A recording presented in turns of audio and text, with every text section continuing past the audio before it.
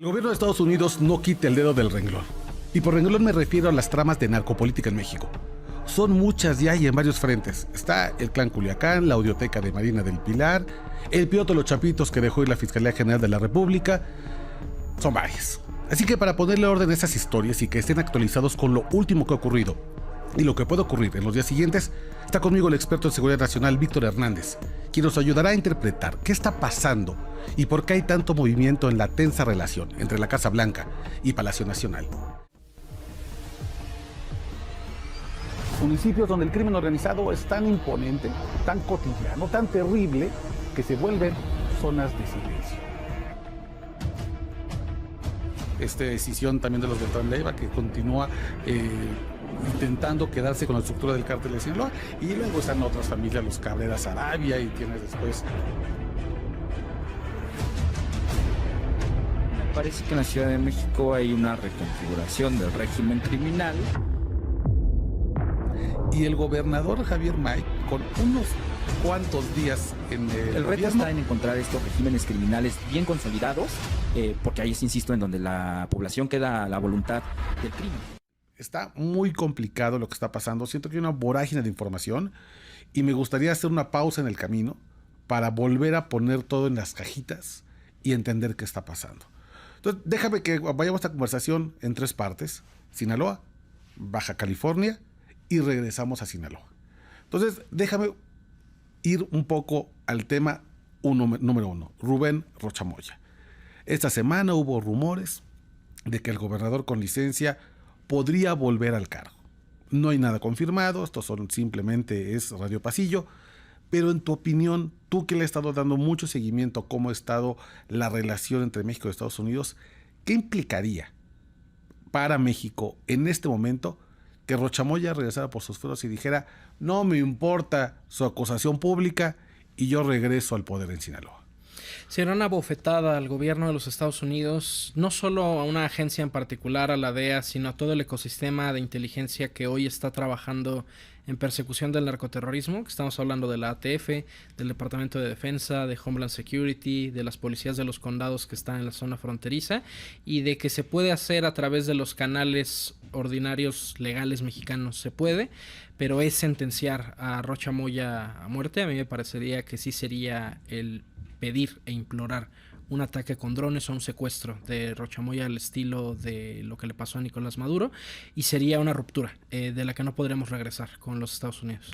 O sea, que ni lo intente. No hay condiciones. A ver, condiciones parlamentarias las hay en el Congreso local porque pueden terminar su licencia, condiciones de apoyo doméstico las hay, pero lo mismo podríamos decir en Irán, ¿no? Del Ayatollah y de los líderes supremos que ya van en el tercero o el cuarto, de que a todos los han terminado con ataques con drones, y en este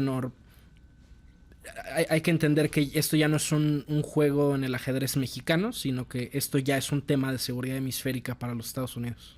Oye, ¿en qué momento estamos? ¿Cómo está el tema Rocha Moya en este momento? Porque yo no creo que Rocha Moya pueda pasar. Si atendemos a la idea de que no regresaría al cargo, yo no lo veo extendiendo esta licencia por tiempo indefinido y pasando de vacaciones en Culiacán, donde sea que se encuentre, hasta el final de su mandato. ¿O tú sí ves que pueda alargar esta licencia sin ningún tipo de consecuencia? A ver, veo difícil que lo quisieran regresar solo para cumplir con la formalidad de la renuncia. Y el problema es que, aunque la 4T marcó cierta distancia, en un inicio sí se contaminaron, porque al menos unos 4 o 5 días tuvo escoltas del Servicio de Protección Federal. Exacto. Y del Ejército.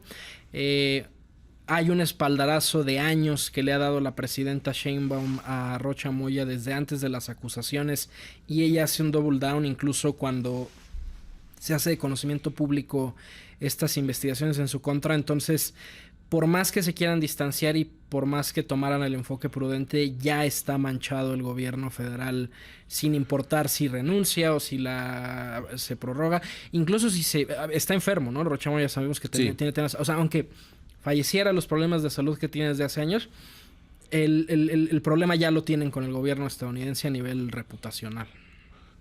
Porque yo no veo a un Rubén Rocha Moya que pueda extender esta licencia por mucho tiempo más. A ver, él se hace gobernador en 2021.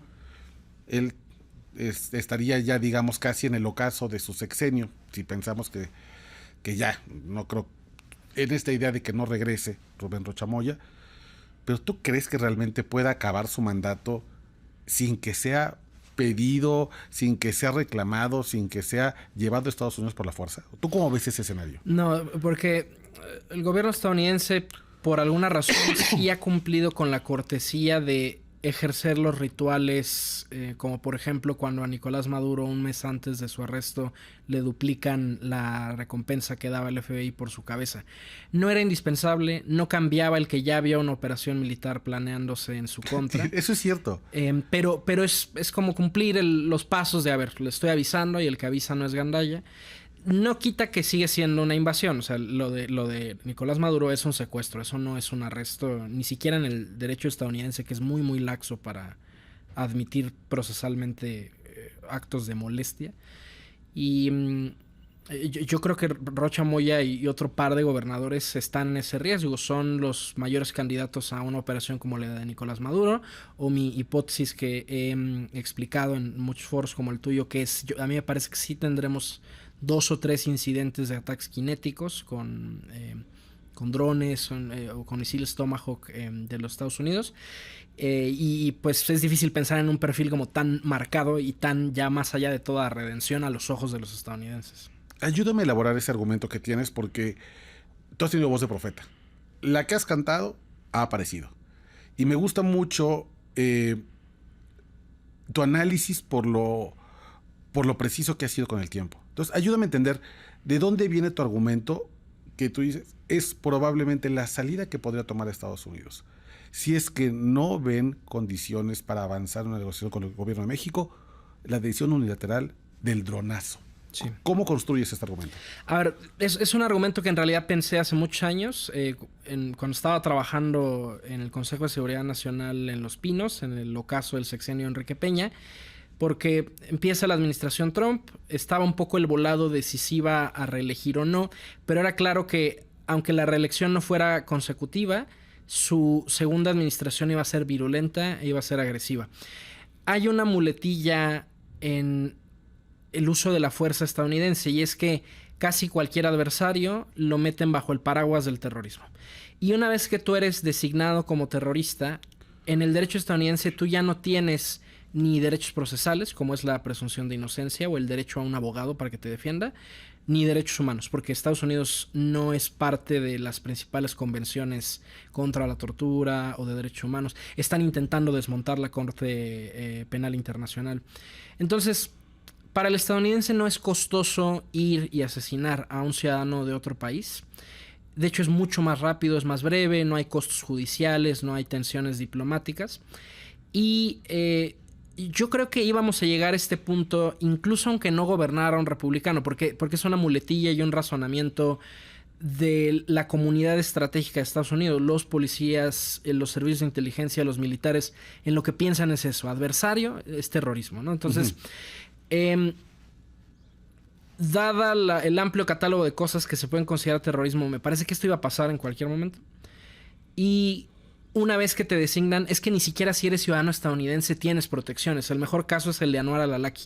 Anwar al-Awlaki era, por decirlo de una manera, como un influencer de Al-Qaeda, ¿no? No está relacionado con ningún ataque, él no hizo bombas, él no lastimó a nadie él físicamente, pero era como un influencer, predicaba el odio y el fundamentalismo islámico, y siendo ciudadano estadounidense le tiran un dronazo en Yemen.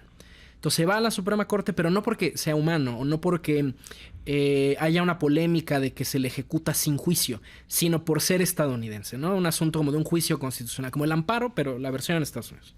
Y al final la Suprema Corte decide que no, que si eres un enemigo del Estado, no importa la nacionalidad. Incluso puedes perder tu propia nacionalidad. Y eso ocurre frecuentemente en Inglaterra, en Estados Unidos. Si te investigan por terrorismo, lo primero que hacen es que te quitan la nacionalidad, porque entonces ya no tienes derecho a reclamar como estadounidense o como británico que hay derechos nacionales que se están siendo vulnerados.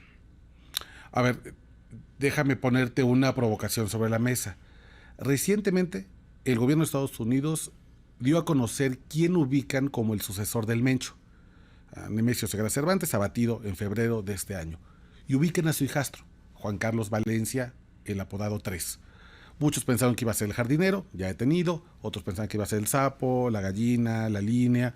Finalmente, parece ser que el liderazgo recae en el hijastro, hijo de Rosalinda Valencia. Pero el 3 tiene una característica muy importante. Es estadounidense. Él nació en Santa Mónica, California. Esto a ti, en esta trama de terrorismo, ¿cómo lo interpretas? ¿Cómo pensar que ahora el líder del cártel más poderoso es un estadounidense? Es que es una pinza. O sea, a ver, la campaña de Donald Trump no se entiende sin el odio a la inmigración y sin la incertidumbre que está generando. Hasta que no lo para la Suprema Corte, él tenía la intención de eliminar el jus sanguinii, la herencia de la nacionalidad por el nacimiento en Estados Unidos o en razón de que tus familiares son estadounidenses. Ahora, como no pudo con esa batalla, va sobre las green cards.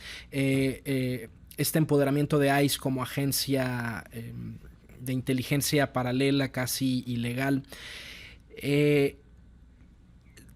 Hay un odio racial ahí mezclado en esa campaña. Irónico, porque los latinos han votado mucho por Donald Trump y su gabinete está lleno de perfiles, podríamos decir, en algún sentido mestizos. Me refiero a Marco hijos Rubio, de cubanos, nietos de cubanos. O sea, pues sí, a ver, son estadounidenses, su mentalidad es estadounidense, pero étnicamente podríamos decir que son como esas comunidades que se han mezclado y que conviven allá. Y es como una respuesta autoinmune, o sea, como Estados Unidos peleándose con ese gen mexicano al cual ese lado del sector republicano, ¿cómo lo percibe? Como criminal, como problemático, o sea, como un sinónimo de latino es un problema. Y ya hay una representación artística del latino como enemigo. Creo que lo platicábamos el programa pasado.